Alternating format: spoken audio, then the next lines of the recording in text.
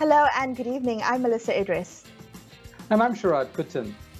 Welcome to Consider This. This is the show where we want you to consider and then reconsider what you know of the news of the day.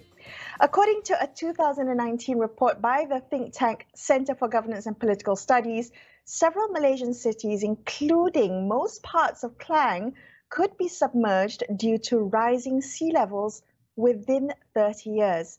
Now, the most recent example of the impact of climate change was the December 2021 floods, during which more than 50 people were killed and thousands of others displaced across the country. But what is being done to avert another flooding disaster in the short term, but also to address the longer term effects of climate change? Charles Santiago, Member of Parliament for Klang, joins us now. Charles, you recently organized a seminar on the impact of climate change on coastal areas like Klang. And, we're now 4 months since the December floods. I'm just wondering whether this seminar was a way to reinvigorate the urgency to address flood risk. I mean, this urgency we saw was top priority in the immediate aftermaths of the disaster. Essentially, one of the purposes of this seminar was to create a sense of urgency, but also to indicate to government, households in Klang, as well as businesses, that we are in an intensive care unit situation in Klang at this time. And government's response, business response, and household response to the impending problem has to be today and now. It cannot be postponed to another date, though. Now, why do I say that, though? For example, the study that you talked about, the Center for Governance and Political Studies, there's also other studies that have been done by the National Hydraulic Institute of Malaysia, or NARIM. Both of them actually point to a similar direction, that there is a sea level rise in the areas of Port Klang, as well as in the coastal areas of Sungai Beranam, Sungai Besar, Sekinchan, Kuala Selangor, as well as Pulau Indah and Telogong as well. So the entire coastal area of Selangor is affected, and some parts more than the other. So, for example, the study by the Center for Governance and Political Studies showed that the increase in the sea level rise in 2020 was 1.35 to 2 meters, whereas the projection for the 2040 for the next 20 years is 1.6 to 2.5 meters, which means there will be an increase of 8 feet of water, 2.5 meters of water in the areas that I mentioned, especially in Pulau Indah, Telogong, and the nearby areas. Now, just to give you a perspective, Klang has a population of 1.5 million. It is as big as Penang. It is, in terms of population, it is as big as Penang, and it ranges from one side, from Pulau Indah, right up to Bukit Raja on the other side. That tells you how big, how spread out it is, and it is surrounded by the sea. It is surrounded by the sea. So whenever there is a sea level rise, it is encroaching into the space. And when it's encroaching into land space, it is hitting houses, it is hitting businesses, factories, and so on and so forth. This is a clear manifestation of climate change. So, for example, according to the recent studies that has come out as late as yesterday, it shows that if the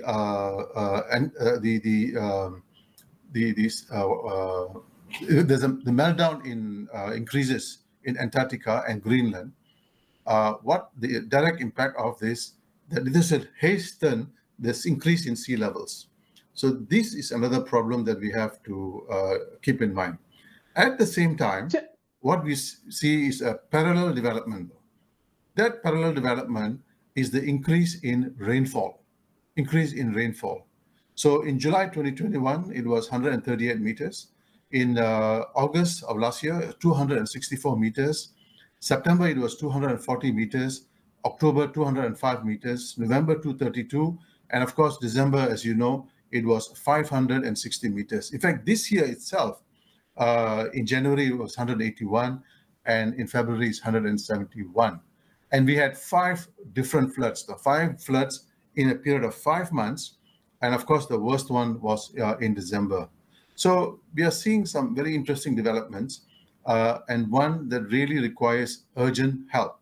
So the purpose of this meeting, to answer the question, is the need for urgency, the need for commitment, political will on the part of government to quickly move in and address the problem that we are looking at. And it should be done now. Right, Charles, if I could just ask you this. I mean, you talk and you make a compelling case for some dramatic changes that are going to happen in the area. You're saying government and households and you know, and also different levels of government are going to have to act. But we live in a country, and I don't know if it's just unique to Malaysia, but we live in a country where we've had a pandemic. And then when we look at government response, we see, was the last budget, you know, had no appreciable increase in investment in healthcare, which was the thing we were all screaming about for 2 years. Government doesn't seem to respond to compelling arguments, to facts laid out before them. What's going to change the dynamic now? I mean, you say urgent, but you know, government doesn't respond in that way. I completely agree with you. You know, in Parliament in December last year during the budget debate, and then in the special session on floods on January 20th, and in the recent debates in Parliament, the King's speech, I had raised and I've asked 6 million ringgit from JKR to clean the JKR drains. I mean, like everywhere else in Malaysia, Klang, where you have everything except water in the drains. You know, you go to other countries like Japan and Korea, you only have water in the drains. But in Malaysia, you'll have bottles, you'll have you know, furniture, you'll have bed, you just name it though. Your motorcycles also inside the bed, inside the drain. The bigger the drain, the more rubbish there is. So I said, hey, please give me 6 million, give it to JKR in order to clean up the drains. I also wrote a letter to the Naturebased of Selangor, asking him to instruct all the PBTs, local councils in the affected areas, to clean the local council drains. This will be the first measure, first response. And in fact, if the drains are clean, then at least you can reduce a bit of the flooding. Because right now, this as a result of clogging, you have waters that overflow into the roads, into the tamans, and so on. But the answer from JKR minister was, have you tried gotong royong? I mean, I'm like, is this really, I mean, are you thinking? And then I haven't got any response from the Selangor government. But I think, you know, this again points out a lack of urgency, a lack of urgency. If I may just add to that, Charles, you know, in preparing for this interview, I was doing some research and I came across my old notes from an interview I did specifically looking at flood mitigation issues in Klang from May of 2012. That was 10 years ago. And I'm still talking and asking the same questions I am today. So what needs to change? Because apparently 10 years ago, it wasn't urgent enough. 10 years, currently today is not urgent enough. And I'm hoping that we're not waiting another 10 years to act for the people in Klang. What needs to change, Charles? Well, the next 10 years, you have water submerging land. This is the fear. This is the real fear. And Klang has got 2 big ports. You have West Port and then you have North Port. And you have 10 other smaller ports. And the West Port is the biggest income earner for the Malaysian government, the Malaysian economy. If anything happens to Pulau Indah, then we are in deep shit. Pardon the expression, but that's one of the ways to get a message across to the government that they will participate in destroying the economy of the country. So it's in the government's interest in order to actually rebuild the drainage and irrigation in Port Klang and Klang in general. But let me just give you an example of the economic problem that was faced during the 3 days, on 17th, 18th, 19th December, 3 days, where the massive floods disrupted the operations in Port Klang to the extent that it created a shortfall of 70% handlings in the port and a break in the semiconductor supply chain that in turn contributed to global semiconductor supply shortages and caused some US automobile manufacturers to suspend operations. These were semiconductors that were coming from Taiwan, which was reprocessed in Port Klang. But because of the floods, it could not be done. So therefore, they could not export it to the United States. So already you can see in a globalized environment, when you have a flooding situation, it hampers business and it hampers growth of the particular country, particular area and country as well. So it's in the interest of the country. Yes, Charles, we know that, sometimes the interests of the country and the public don't align with political interests, which are much more short-term, follow electoral cycles, and perhaps very privatized. But I want to ask you, is the government going to have to wait to see investors fleeing the country because they see no concrete attempts to deal with these questions, relocating the factories to safer areas, or even Malaysian citizens moving out of Klang, thinking that in the long term, this is not a place that they can live?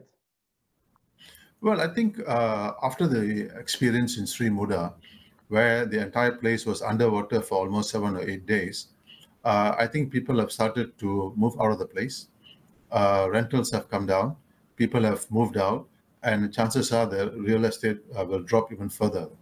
That is why the suggestion that come from the seminar was to reimagine or rethink and a new mitigation approach, which is to have a new drainage system for Klang. And we have it in the embryonic stage at this time. But what we need to do is to get experts to look at it and develop it further. A new drainage system, a drainage that will link the entire Klang as one whole, and linked to the rivers that we have. So this would require widening of the rivers that exist, deepening them as well, and also looking at Klang in a holistic and a comprehensive fashion. Right now, the way it is dealt with, if you have a problem in that taman, they will solve that problem in that taman alone, but it is not linked to the next taman. And chances are the water is moving to the next taman and flooding the next taman, which is something that we should avoid at all costs. So we need to have a different view, a different comprehensive view, a new drainage system for Klang. And at that conference... Yeah, Charles, can I ask you, Charles, you're a Pakatan MP. The state government of Selangor is a Pakatan government, 3 terms now.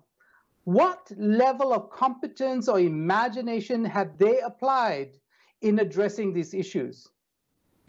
I think the state government has set up select some committees at the Secretariat, and I'm sure that they're looking at the future of Port Klang.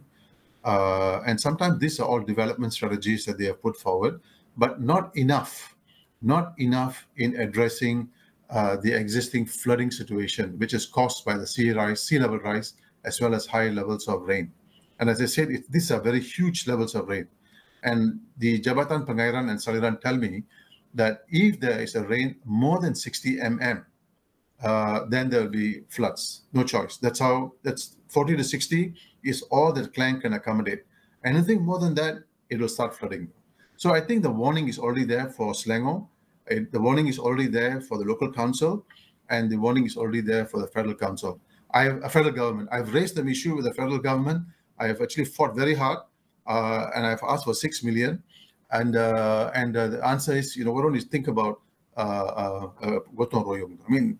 Think about that. Can you imagine that kind of answer from a senior minister? So Charles, so if I can just follow on with that, a question of the Pakatan Harapan government of Selangor's response. People are getting tired of governments, constantly, and politicians referring to select committees and, deliberations. If we wait for governments and politicians to act, will it be too late for ordinary people? Will they have to start taking matters into their own hands? Are there ways, and I know there's some talk of residents suing governments, whether the federal or the state level, in order to put some pressure on politicians to actually put their money where their mouths are? Thanks for raising the issue, though. One of the hottest topic at the conference was should there be a legal suit against the government? It was raised by a couple of people, both publicly and privately as well. And there has been ongoing discussions within the communities, within the resident associations and so on, who have to deal with this flooding every other month. So I just would like to report to you that discussions with lawyers are ongoing at this time. And once once we're ready, we will file the case system. All right, Charles, thank you so much for joining us on the show tonight. Appreciate your time. Charles Santiago, MP for Klang, joining us on the show. We're going to take a quick break and we will be back with more on this topic. Stay tuned to Consider This.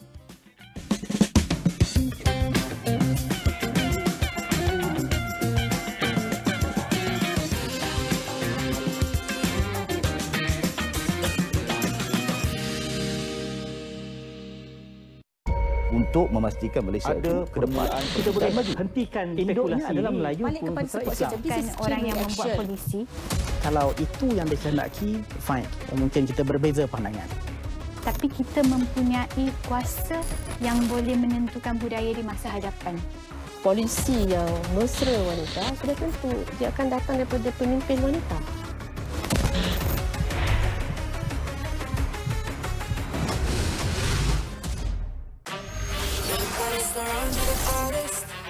I tak kacau hidup you, so you jangan kacau hidup I. Bagi saya habis cakap dulu boleh? What happened to us? Cinta menguasai segalanya. Itu taste Emma kan? You are not my taste. Abang pasti ke dia pilihan abang ni? It's you and me.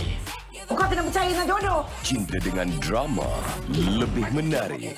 Oh, I love you. I love you very, very much. Mostly.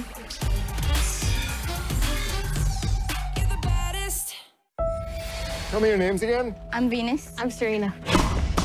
So what'd you think? The chances of achieving the kind of success that you're talking about, it's just very unlikely. It's okay. They're just not used to seeing good-looking peoples like us. You're not gonna just be representing you. You're gonna be representing every little black girl on earth. This world had no respect for Richard Williams, but they're gonna respect y'all. King Richard. Penantian kini telah berakhir. Tempoh 2 tahun adalah perkara paling sukar ditempuhi warga Malaysia. Saya macam teruja nak balik sebab border dia buka kan. Saya macam ingatkan anak saya kan. Jangan kita leka dengan kelebihan ini. Ini sudah lagi tidak menunjukkan keterukan yang tinggi seperti varian-varian sebelumnya, tetapi ianya mudah berjangkit. Ikuti perkembangan terkini. Buletin AWANI 12.30 hari.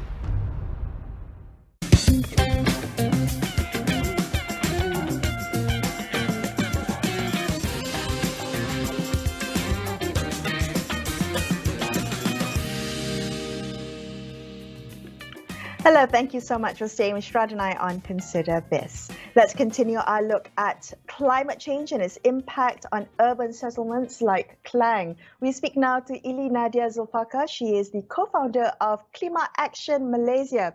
Nadia, how do we relate kind of climate change problems to people who live in areas like Klang? The real impact of climate change on people's lives. So it's not just a conceptual, it's not theoretical, but rather something that we should be worried about and seen as a real threat. Hi, everyone. Good night.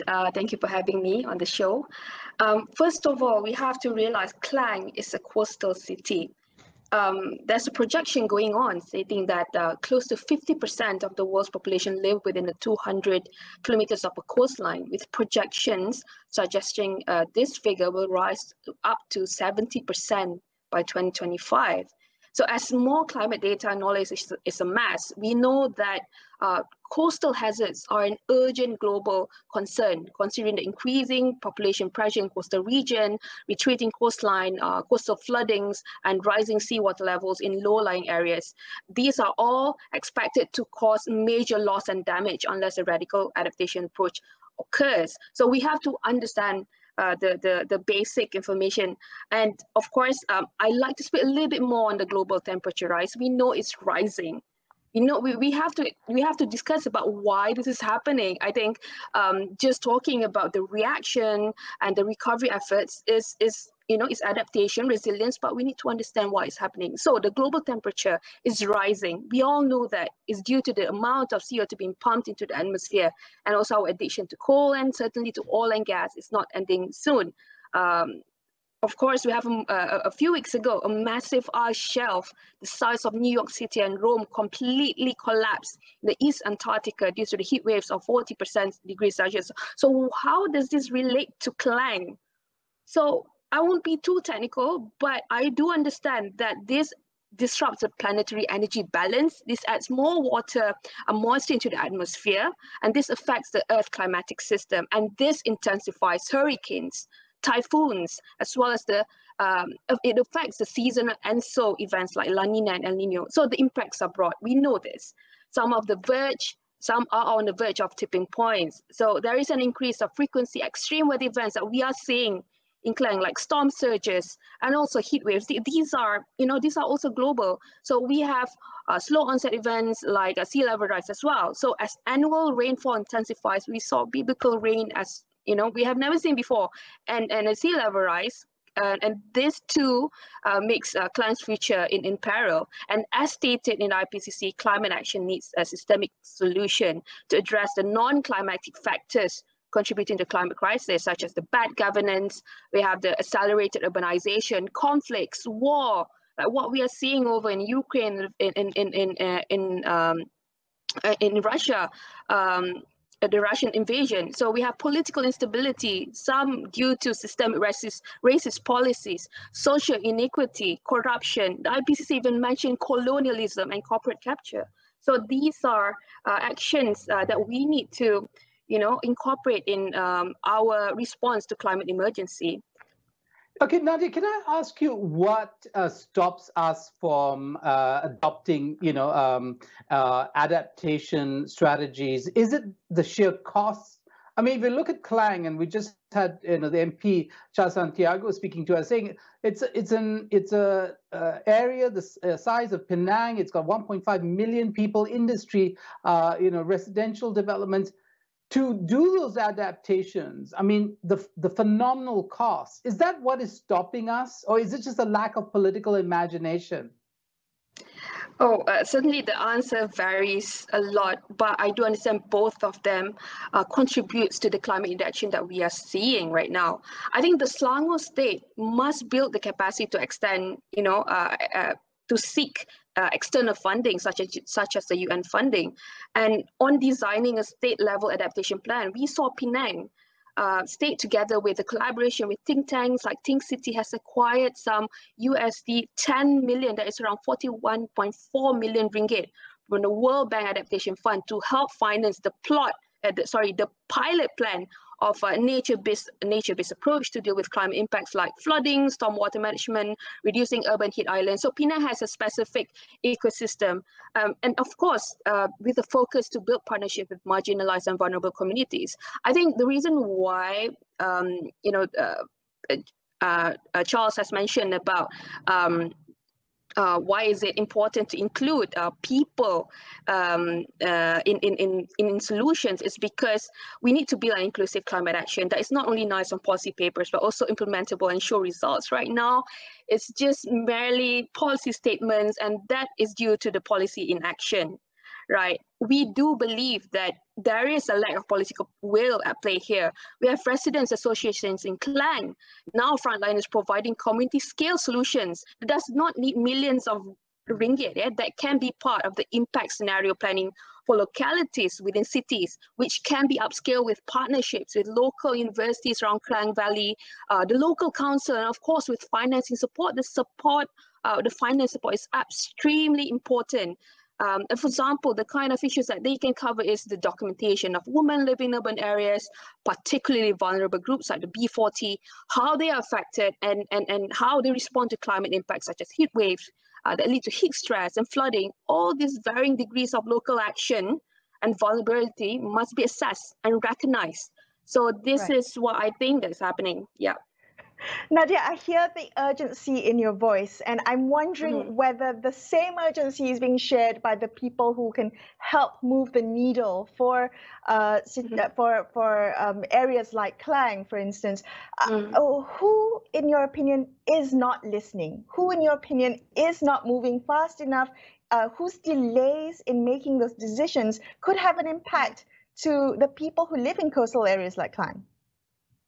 I certainly think that, to echo what YB Charles has mentioned, it's about the political will on the federal level as well as the state level. Just to echo what YB has mentioned about the litigation phase that is coming up.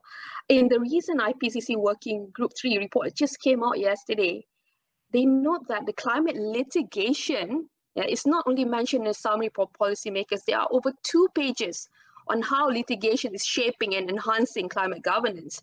So there is a global climate litigation trend that is run by intergenerational partnership between the young and the older generation, such as the legal action taken by groups in the UK to sue the UK government for them to legally clarify their net zero plans instead of just vague policy statements that mean nothing. So I do fully support the idea of the design process of framing provisions within the Climate Change Act that supports strengthening environmental rights in Malaysia. So I'm really glad to hear that there are a legal action in plan or in the pipeline for the citizens in Klang over climate inaction. I do believe that climate litigation could be one of the approaches to get the voices that is not hearing much. Yeah, Nadia, what about this? I mean, because litigation, I mean, it's often it's interest groups, working with lawyers, and they can do extraordinary amounts of things through the courts. But what about just direct action? I mean, the fact that in many parts of the world, politicians most fear people coming out in large numbers and making their voices known because that has an impact on their survival and their hold of power, right? Because it's often politicians depend on our ignorance, our passivity, our apathy in order to not do the things they need to do. What signs do you see that the sentiment on the ground, that ordinary people are fed up and want to see action and are going to take measures to make sure that politicians do their job? I think certainly it comes back to our democratic action as well. Like I mentioned in the seminar itself, climate change needs to become an electoral agenda. We need to vote the people who can do the job well. It's not just the matters of course, we need the people who has the kind of background. We need climate leadership, and to do that, we need to elect the people into power. And if we don't do that, then we will forever getting the subpar sort of actions that we've been seeing. The policy statements in our policies. It is just very disappointing, I would say. And I do believe that we could follow countries like, for example, in Germany, who has managed to garner enough power. The Green Party has managed to garner enough power. For example, in the USA, during the Biden and Harris election, so they have used climate change as an electoral agenda to push the election going. So I think this is what is needed here in Malaysia as well. Nadia, thank you so much for joining us on the show today. Ili Nadia Zulfaqar from Climate Action Malaysia, wrapping up this episode of Consider This. I'm Melissa Idris. And I'm Sharad Kuttan, signing off for the evening. Thank you so much for watching. Good night. Good night.